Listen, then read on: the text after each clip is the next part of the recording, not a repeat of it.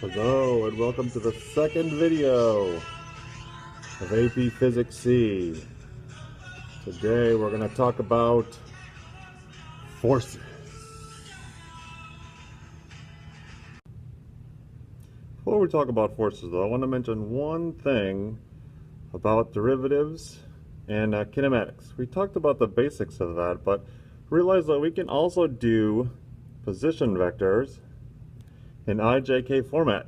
Notice if we do that, my position is going to have a constant position in the x, and that's my x sub 0.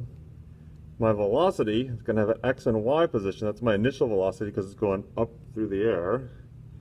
And my acceleration is going to have something just in the j, up and down, because I know that's the y direction in my things. And when I take the derivative, the position goes away to get my velocity, so my initial velocity is still here, and now my acceleration is here because I know that's what goes in front of the t there, 9.8. So then when I take my last derivative, my negative 9.8 is all in the j direction. Vectors, IJK, all works well together. Jeez, that horse mask is a little brutal on my glasses. I just broke my backup glasses. Anyway, we'll keep going anyway. Notice that I can find something else with derivatives and my position, etc. I can find critical points and the minimum and the maximum, this bit here. And what that means is if I have a function like this function right here, I can find the points where I'm at a maximum or a minimum. Notice every place I'm at a local maximum or local minimum, I have a slope of 0. So I can go through and find f prime, and wherever it's 0, I have one of these maximum or minimums. And to figure out if it's a maximum or minimum, I take the double derivative. Because if you look at what's happening to the derivative when it's a maximum, the derivative is there, it gets smaller, smaller, smaller, smaller, smaller. So whenever my second derivative is negative, this one, it is going to be a maximum, because my concavity is down. If you look at these slopes, I'm going down, but I'm getting bigger, bigger, bigger, bigger, bigger. So when my double derivative is greater than 0, I'm at a minimum because my concavity is up. Someone in the 1 and 2 class mentioned that if you think about it this way, when I have a maximum, I'm going down because I'm making a frown, and frowns are big, sad, and down. And when I'm feeling up, I put on a smile, so I can remember which way concavity goes in each of those two situations. Nice? Yeah. Quick glasses repair. Let's hope it holds up. Essentially, to summarize all the stuff from the last picture, when we have an f prime, my first derivative is 0, I'm at a local max. I'm at either a maximum or a minimum because I have the slope of 0. And I have a f double prime that's less than 0, I know that I must have a maximum because my slope is getting smaller, smaller, smaller, smaller. I'm at a local maximum. If I still have my f of c, f prime, 0, and my f double prime is greater than 0, I'm at a minimum. And so I have to find both derivatives to find where there is a maximum or minimum. As a quick aside, I can also find out things about whether the slope is increasing or decreasing for whether my f prime is positive or negative. So I know if it's going up or it's going down that way. Okay, now it's your turn. You try. Here is a function. I want you to take a couple seconds on a sheet of paper and find out where there is a maximum and a minimum for this function. Do it now.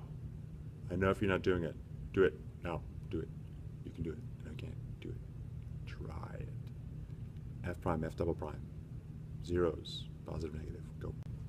This is my work for finding the local maximum and minimum. So I know that to find, this is my function I had before. I find f prime, I take 1/3 times 3 and I get 1, and then I do x squared 1 lower. Remember, that's how I do the derivative. Do that for the second term, -4 times x to the 1, and then the 3 comes down. This one goes to 0. So this is my f prime. I want to set it equal to 0, and when I solve a function for 0, there's a bunch of ways I can do it, but this one's simple enough that I'm going to try factoring. So I go x minus 3, x minus 1. So my 2 points that are minimums and maximums are at 1 and 3. I wouldn't be able to draw this picture. I'll do that in a second. But so then I do the double derivative to find out whether it's a maximum or minimum. I went ahead and said the double derivative equals 0. The double derivative equals 0 is where it changes from one concavity to another. And when I figure that out, I know there's only one change, and so I'm going to have one maximum and one minimum. And so I figured that out. And then I'm going to do the double derivative at my 1 point. And when I do, I get -2. That means it's going down, so it's a maximum. When I do it at 3, I get 2, which means it's going up, makes it a minimum. And then I can plug 1 and 3 back into my original equation up here.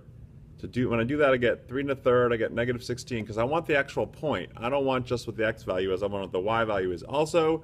So I plug it in, and I get one maximum, one minimum, maximum at 1, 3.5, and minimum at 3, -16. Oh, which means my picture's a little off. It should go down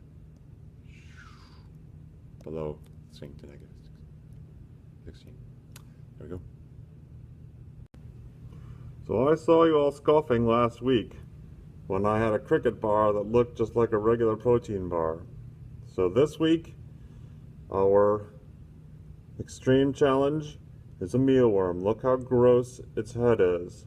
Oh my god, it's disgusting. So here we go. I'm going to be eating a mealworm now. Here it goes. Nom, nom, nom, nom, nom. Oh, that mealworm was really, really good. Yummy, yummy. You should try one. Yeah, I know you didn't buy that, did you? I just stuck it in the mask, right? Didn't need it. Okay, so here is the actual mealworm, and here's me actually really eating it. Oh, am I really gonna do this? Oh my goodness. Oh, okay. Okay. Ugh. Actually, it wasn't that bad. Tasted like cardboard with some cheese on it, because I got the cheddar cheese flavored mealworms. Yeah, if you want them, that's what you should look for. I got a Big Top Candy Shop. You should try it there. It's a good store. Anyway, moving on to forces. Our main topic for this particular unit is forces. And remember, there's 3 different types we talk about: static, dynamic, and circular. And so that's how we split them up. And it's always sigma f. So we always have to do a free body diagram, find the sum of the forces, decide whether it's not moving or it's at a constant velocity, and that'll be static. If it's moving in a straight line, translational motion, just going one way, then we do dynamic. Or if it's going around in a circle, around and around, we have to use circular. And it's one of those 3 things. So find all those forces, set them equal to what they're supposed to be. Coming along with our 3 types of problems are Newton's 3 laws. And the first one, we're going to talk about a little differently because it's nice to see things in different terms. Last year we said an object in motion remains in motion, object at rest stays at rest. This year we're going to say an object has a constant velocity, even if that velocity is 0, unless it's acted upon by a net force. That's a shorter way of saying it. It's more elegant, and we're smarter now, and so we can understand this. This bit down here where we say it's not a natural state is at rest is because before Newton came up with this rule, they all thought that things would always come back to a rest no matter what happened to them, because our natural state was not to be moving. And we know that really that's not true. The natural state is to continue in what they're doing, and so they had to look for a force. Eventually they found friction, and that was the one that made it seem like that's true. Another really smart way of saying this exact same rule, there's always lots of ways, is if a net force is acting on a body is 0, it's possible to find a reference frame in which that body has no acceleration. And so that's essentially saying if something's moving at a constant velocity, that's the same thing in our heads as if it's not moving at all. So we can find a frame of reference where it's not moving at all. So if something's moving at a constant rate and we put a box around it and we make that a train moving at a constant rate and we put you inside that train, you can't tell that it's not moving at all. And that frame of reference that is not moving at all, that has no acceleration, is called an inertial frame of reference. Essentially another way of saying that is you can't tell if you're inside of a solid box, if you're going at a constant speed, or if you're not moving at all, because there's no experiment you can run that will tell you. Our second Newton's law, we called the law of F equals ma last year, and because that's the easiest way to write it, but it turns out that Newton never said this. So the formula that he's most famous for, he never actually did.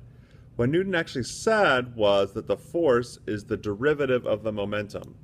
We couldn't say that to you last year because he didn't know what it meant. If we write in our equation for momentum is mv, And there's a product rule in calculus that says that if we're taking the derivative of two things multiplied together, we take the derivative of the first one times the second one plus the second one times the derivative, sorry, the first one times the derivative of the second one. So we get this, right? That's what we get with the product rule. If you're a BC person, you know this. If you're an AP person, welcome to the product rule. This one here, where we have the mass times dV dt, is MA. And that holds true for most situations because our mass doesn't change very often. But if the mass ever changed, we'd have to use the other term also. So really, Newton's second law has two terms, and we didn't use one last year because we weren't smart enough. Now you are smart enough, so we can put the other one in there. If we ever change the mass, you have to use both terms. Nice. This law is the one that has the most work, and so we're going to spend a couple of slides working on this. And this is where all three of the types that we have earlier come in. And this holds true for all three types. It's just that A is 0 for not moving or a constant rate. It's ma for the middle one, and then for a circular motion, that A is just v squared over r. So this is really true for all of them, but I like to think of it in terms of those three equations so we can start it right. And realize that, especially this year, we may have to split things into both x, y, and z. We can say that some of the forces in the x direction is ma, some of the forces in the y direction is ma, some of the forces in the z is ma with their respective a's, or some of these could be 0. So if it wasn't accelerating the y, we could say that the sum of the forces in the y equals 0. Or we could say in the z, if that happened to be going in a circle, we'd say sum of the forces in the z equals mv squared over r. To do all of these sigma f things, we have to be able to draw a free body diagram. And remember our rules for free body diagram. We always draw the object by itself. We always draw all forces away from the object. We try to make our force lines proportional to how big they are, at least generally. It doesn't have to be exact. But if it's a bigger force, make a longer line. And we don't draw any forces that aren't going to go into the sigma f. So you wouldn't put mv squared over r on there. You don't put anything that's not a force on there, so no accelerations go on there, no velocities go on there. We just draw the object and the forces. And so for an elevator, for instance, I'd draw the person because that's my object. And then I draw one force. I always start with gravity. I know that's mg in this case. And in this case, the only other force I have is the normal force going up. Remember, normal force we always get from our free body diagram. So in this one, it's pretty easy. Normal force goes up, mg goes down. And I know that if it's going at a constant speed, they're going to equal each other. If it's accelerating up, normal force will be bigger, so sigma f will be fn minus mg. If it's accelerating downward, mg would be bigger than normal force, so mg minus f of n would be equal to our ma. And remember that this f of n is actually what would be pushing on a scale if it was down there.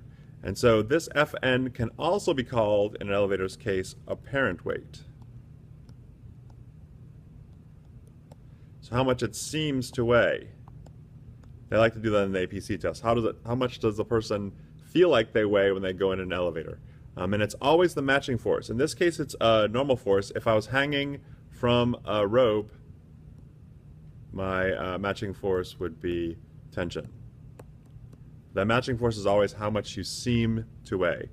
And remember, with an inclined plane, I usually take and move my y that way, my x that way.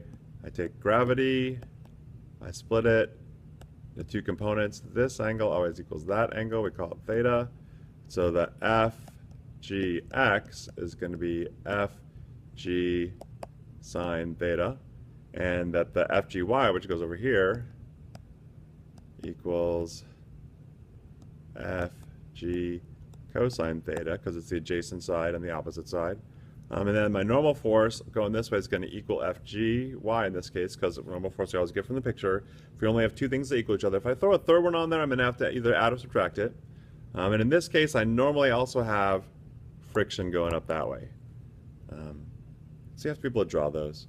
If we have more than one object, like we have down in this one down here, last year we a lot of times treated it as one big object and said there was a force of gravity going down. That's really the only thing accelerating this, since the normal force and gravity in that one cancel. A lot of times in APC, we're going to have to treat them as two separate objects because we're going to have other things going on, and so we need to start learning to do M1 on its own, and this would be FG1 and FN1, and then I draw tension on there. And I ignored tension when it was one big object, but if I treat them as separate, I have to put the tension on there. And then M2 would have its force of gravity too. And it would just have the tension there. That's the same rope with nothing else in between it, so I can put them as the same value. And so in this kind of situation, I would go to this one down here first and say tension has to equal M2 times G. And then I bring that up here. M2 times G is what's accelerating that one over there. And I can draw what's happening. If it's going constant speed, I know that tension can't go to constant speed if I don't have any friction. But I could also put friction on there. But I want to draw these as separate because eventually I'm going to make my pulley not massless. And if I put a mass on there, then the tensions will be different, and it makes a more complicated problem. We've got to start thinking in terms of making each mass its own free body diagram instead of just making one big one. Speaking of complicated tension problems, we get more complicated pulleys problems this year. Notice we have a couple pulleys in these problems, like one up there, one down there. And what I said in the earlier problem was true. When we have a tension, it's equal everywhere it's applied. And so if we have massless pulleys, which we're going to say we do in these, if I say that this tension here is 4 newtons, wherever that tension is applied, I'm going to have 4 newtons. So if I do a free body diagram of this object here, and I have 4 newtons there and 4 newtons there, because it's applied both places, I can lift up 8 newtons worth instead of just the 4 I could do without the pulleys. And so pulleys let us multiply our forces because everywhere the tension is applied, I get another 4 newtons. Like this one has 1, 2, 3 ropes. This one could do 12 newtons, or it's 3 times as much. My multiplier is 3, my multiplier is 2. This one here, if you look at this whole big thing, it's got 1, 2, 3, 4, 5. So this one has a multiplier of 5, or it could do 20 newtons. And so we essentially take whatever we're pulling with and we use pulleys to allow us to pick up a bigger mass. Now we know that we can't get something for nothing, but it's not forces that are conserved, it's energy. And remember that our force energy thing is work. And so it's force times distance. So if I get twice the force, you can probably guess that I have to get half the distance so that my energy remains conserved. And so I can pick something up that's really heavy with this 5 rope pulley, but it's only going to go up 1/5 as far every time I for the amount that I pull it. But it's nice to be able to multiply things, and all you have to do is look at the number of ropes. It's pretty easy to do. They can also put it on an incline, and so I'd get 2 force tensions there. If I'm pulling here with a certain amount, I can figure out that I'm pulling with twice that because I have 2 different ropes pulling up. Putting on an angle doesn't really change stuff. This is on your crest. Good luck. I wanted to get a little more in depth with the angle of the incline thing because we do so much with inclines. And remember, we change our x and y things over here.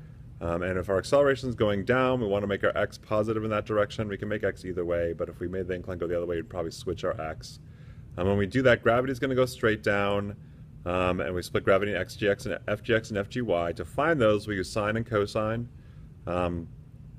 And because in the y direction fgx equals 0, so it's static in the y, I know that I can say the normal force equals fgy, and so I get normal force as that, mg cosine theta. When I go back and find the frictional force here, which is the only one I really have left, it's going to be mu f of n, and f of n I already know, so I go mu mg cosine theta, and I know this one's actually moving, so I set it equal to ma instead of 0. And usually I'm going to know everything in that except for one unknown, and I can solve. Which unknown it is can make it a harder or an easier problem.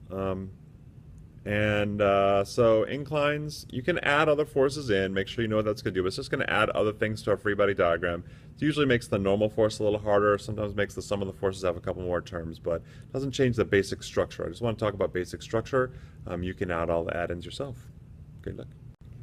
Remember way back when we said we were doing Newton's laws? We got a couple of laws left, and so I need to go over the last one. We don't have a couple, we only have one. The third law is law of action and reaction. We said to every action there's an equal opposite reaction. And remember, the thing that makes that work is that it's always on something else. The 2 forces are on the 2 different objects. If they're on the same object, they would just cancel out. We got nothing. And so I made a little situation where I put an earth here, I put a table, and then I put a cantaloupe on top of the table. And that cantaloupe sitting on the table has 2 main forces on it. It has the earth pulling down, and the table pushing back up, that's the normal force, and the earth pulling down was the gravitational force. Each of those has a matching force. If you look at the first one, the red one, the table is pushing on the cantaloupe up, and so the cantaloupe is pushing down on the table. We know that because it's harder to lift the table up than if the cantaloupe wasn't there.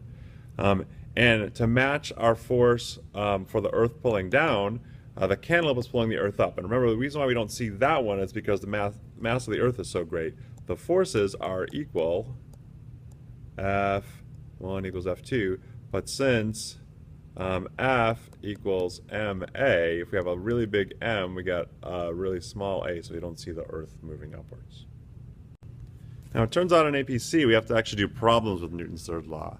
And we have to know what the action-reaction pairs are in different situations so we can use them. One of the main ones is when we have two boxes on top of each other, mass 1 and mass 2. And we apply a force to one or the other of them. And we have to see if this is going to slip on top there. And to find out if it's going to slip, we use our frictional force. We know that frictional force equals mu F of n. And they always gave us two mu's, a static and a dynamic. We mostly used dynamic last year, but if we have to use the static one, the F mu sub s, remember that mu sub s was a matching force up to a certain amount. And so we can find the amount of force it would take to pull this box, and if it's less than whatever our friction force is, then the friction force can apply that. And it's got to be friction that's doing that because nothing else is touching that. And so friction would apply it if it can. Now, if we find out the force that's going to be pulling that and it's bigger than friction, then we know it's going to slip. To find out if the force is enough, we have to say, okay, this big force is going to apply an acceleration that is the m1 plus m2. And so we can find the acceleration it's going to apply. That's force divided by m1 plus m2. And that has to move just one object. And so I want to know which is bigger, frictional force or whatever my, and I can find that by doing mu static times F of n. Is that the same or less than the force that's going to be needed to apply to move it, which is going to be the m of just the top box times the acceleration I found before. So that's F times m1 plus m2. This is the force I'm going to need to have, and can friction force supply that? We have to figure out by finding the normal force and plugging it in. That's a little complicated. Maybe I'll do one of those with numbers in class, so you can put that on your discussion thing. Last couple things. I didn't want to leave without talking to you about all the different forces there really are in nature. Turns out that all of the forces can be categorized into one of these four categories. Gravity, which is the one we use the most, but it's actually the weakest force. We just see it a lot because we have a lot of things with mass. The strongest force is the strong nuclear force. It's how neutrons are attracted to protons. You know, protons are both positive. How do we keep them on the nucleus? Because the strong force is more powerful than electromagnetism, which is what would make them repel. There's also one last one, the weak nuclear force. It's what causes beta decay, things to go flying apart, that is, beta decay is what gives us sunshine, and so these are how it applies. Also realize that forces can be put into two broad categories, field and contact. Field ones are the ones that act at a distance where they're not touching, and contact ones actually have to touch, and you can see the ones for each. That's about it for forces. There's no one around and your phone is dead. Out of the corner of your eye you spot him. He's following you about 30 feet back. He gets down on all fours and breaks into a sprint. He's gaining on you, Shia LaBeouf. You're looking for your car, but you're all turned around. He's almost... We are now done with forces in APC. No, we're not really. Now it's time for you to go and practice. This is the Force Horse signing off. Good luck.